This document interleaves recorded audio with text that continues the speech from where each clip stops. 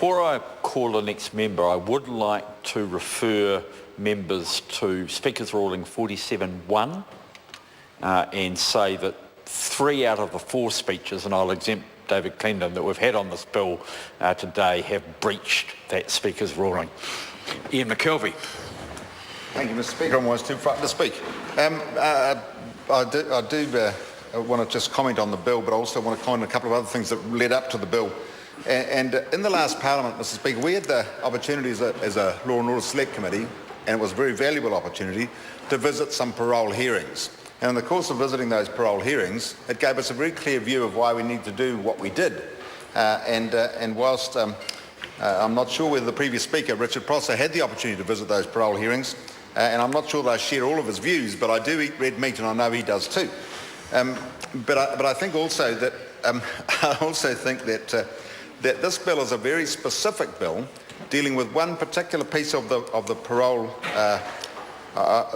process, I guess, and it gives both the victim some peace from repetitious hearings, and it also gives the criminal or the person who is eligible for a parole hearing an opportunity not to have to be heard when they know clearly they're not going to get the opportunity to get a result of that parole hearing. So it's all about efficiency, it's about protecting the victim, and it's about also taking the pressure off those prisoners who know clearly they're not going to get the opportunity to get out of prison as a result of that hearing. So I think that the bill is certainly worthy of support. It certainly doesn't deal with a broad review of the parole system or anything else. I think our parole system is working very well, and I also think from the observations we had in the last Parliament as a result of those Law and Order Committee's visits, I also think that there's a large amount of the stuff that goes on in this sector is very good. Unfortunately, like everything else we have in this country, there are 1 or 2 things that slip through the process, and that's what gives the parole system its challenges. It's what gives a lot of our corrections department those challenges.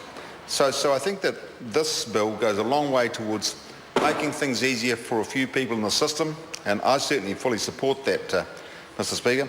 I think when you go and visit corrections facilities, parole hearings, courts, you get a very clear view as to why the work that's been done in the last 5 or 6 years by this government has led to some changes in the law and order system and in the corrections department, which I think have done a great deal of service to New Zealand. So that's my lot, Mr. Speaker. I've got no problem supporting this bill. I think it's a good little piece of legislation. Thank you, Mr. Speaker.